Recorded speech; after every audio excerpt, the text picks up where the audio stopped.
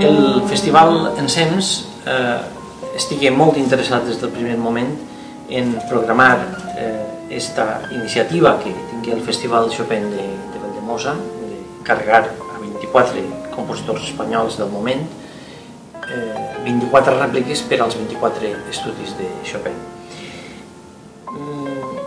Hi havia diversos motius que feien atractiva la proposta. Una era que els 24 compositors estos espanyols tenen una diferència d'edat des del més vell al més jove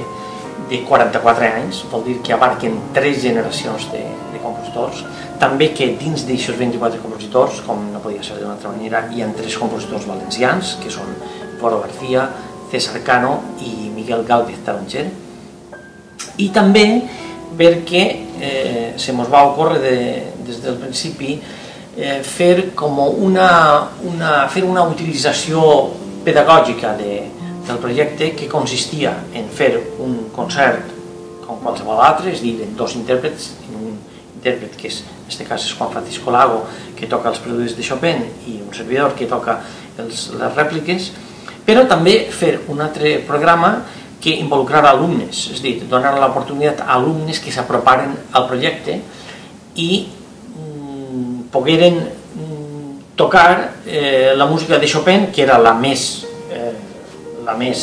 apta per a la seva interpretació d'entrada, i que conegueren les rèpliques, que tingueren accés a aquesta música espanyola del moment, que en molts casos en els plans d'estudis vigents dels conservatoris actuals no hi figuren.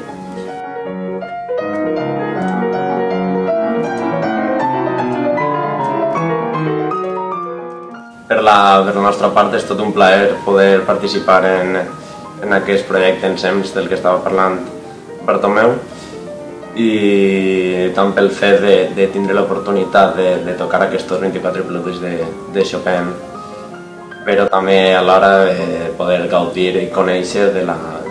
les obres que han sigut compostes, aquestes rèpliques que ens estava comentant Tomeu, i pel fet de conèixer-les i trobar tota la bella que poden tindre. Res més, esteu convidats el dia 31 de maig d'aquest mes,